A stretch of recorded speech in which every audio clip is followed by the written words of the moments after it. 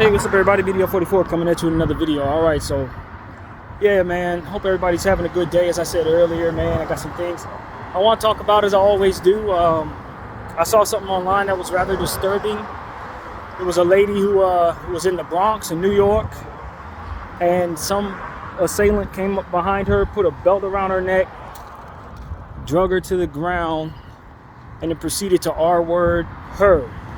She did survive from what I understand, which is news I just got, because I didn't think, it did not look like she survived the situation, but I'm hearing that she did survive. But that footage is going around on World Star and all over the internet right now. And, you know, that was disturbing. I just wanted to tell everybody to keep their eyes open. I'll do the same, you know.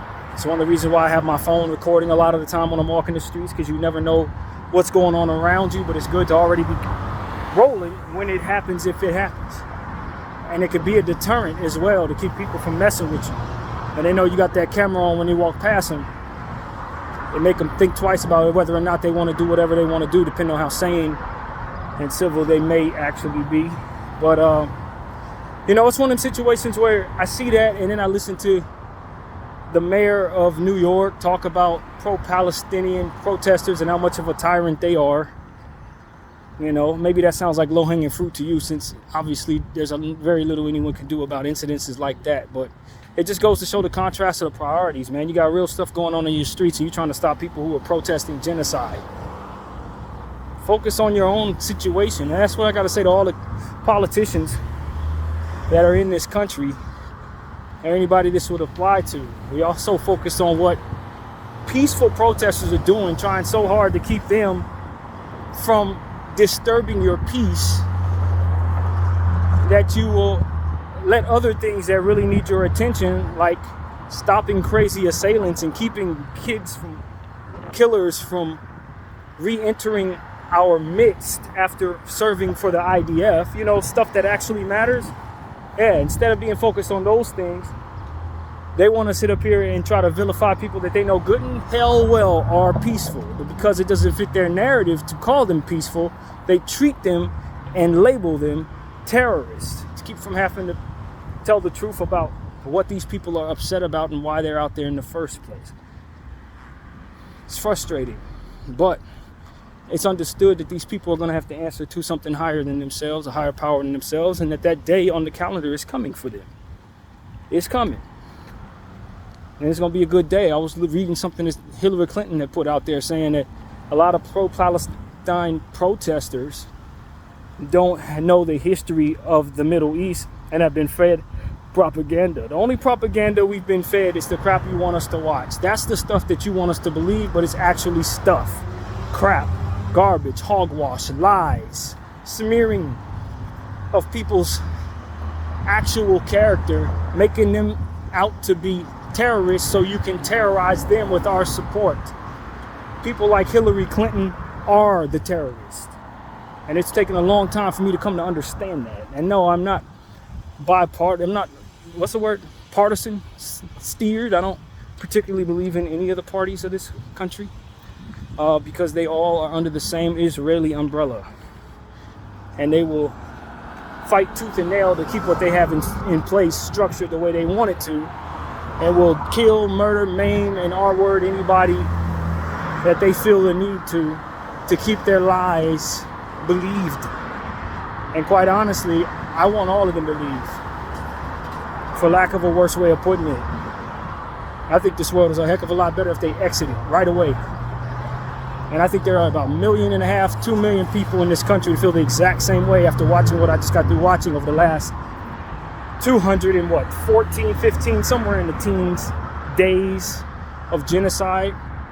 And, you know, just bullcrap grandstanding by our government, and just flat out tirades and crazy psychopathic behavior by Israeli IDF soldiers and government officials and president.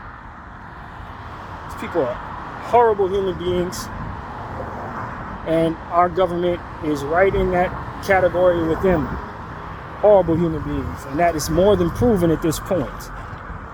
And if you think otherwise, then you haven't seen what I've seen. You ain't been paying attention to what I've been paying attention to. And you haven't been seeing the contrast between what it is they're telling you and what it is that I've seen. And if you had, this would be your opinion if you had any decency about your spirit, which a lot of people I'm learning do not. No decency whatsoever. They don't have any problem with people suffering so long as they don't have to see it and so long as it isn't them. I think the world is a lot better if those people leave the earth immediately. And so that's what I think, man. I really believe that the more this genocide drags on, the less tolerance I have for the dystopian pushers around me, less humanity I feel I have for their lives. You know, that's what it really does. It eats away at your own humanity, but in an inverted way. Now you're sitting here rooting for people to go away that you once would have voted for. You know what I mean? People that you thought that you could at least halfway trust because you were picking between the lesser of two evils. Now I'm just starting to find out it's just one evil. And evil will fight itself, which is why they don't get along. So that is what it is, man. I want people to understand this stuff isn't even hearsay at all. This is proven. I've seen proof. I know exactly how awful these human beings are. I know exactly what it is they're trying to hide in regards to this genocide. And so do many, many other people, so they can't run that game on me or those people anymore. Maybe they still have a lot of people who've yet to see what we've seen or yet to have their minds woken up to the idea that they're not safe under these people's power, or that they're so wrapped up in their culture or whatever it is that they're wrapped up in, and the fear and then the training courses that we've been through as human beings in this country, that they refuse to see things for what they are, but our children will see them for what they are. And that's why it's so important that people like myself ignore all of this dystopian behavior and all of these cover-ups and all this nonsense and all of the confusion and ignorance, and just speak out against genocide and speak out against the people who want to cover it up, and speak out against those who've been telling us all our lives that Arab people are bad people, and that black people are bad people, and Mexican people are bad people, and everybody else that ain't white is bad people. Pretty much tired of it personally, and now I have every reason to loathe it, more so than I ever have before, because it doesn't come together to make any damn sense.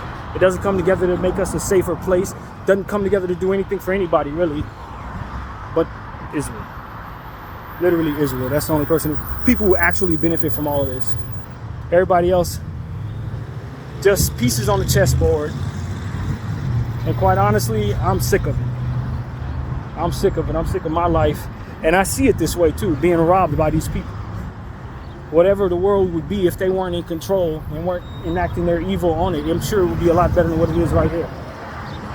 They're robbing us of what our reality should actually be by engaging in the behavior that they engage in, and have been telling us lies about who's around us and who we should be, or who we should strive to be, rather.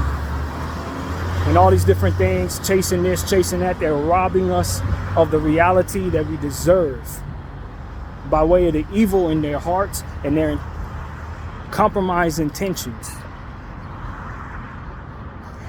And I'm thankful for all of the different people who tried to wake us up over the years, putting hints in the various movies and books and art pieces and the various different things that they were doing to try to wake us up to this understanding. And now we see it for our own eyes.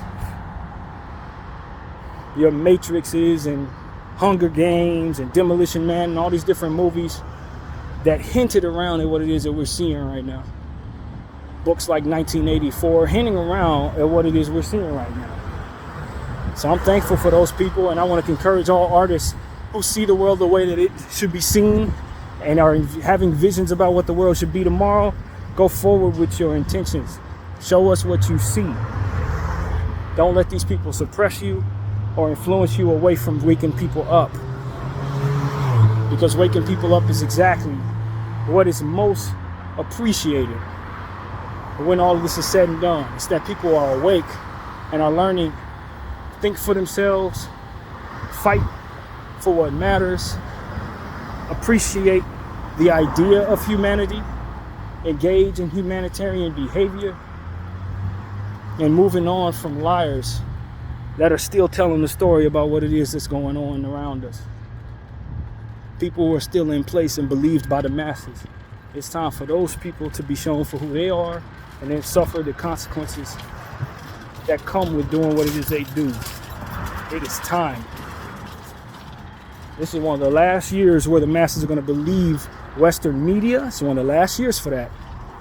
Believe in politicians, blindly pay taxes into their intentions. This is one of the last years you're going to see that. Because the more the word spreads, the less people are going to find it making any sense to do any of that while these people are still in control. So I hope they're enjoying their control while they have it, because it is slipping right through their fingertips. One free thought, one video footage of a dead child at a time. BDF 44, I thank you all for watching.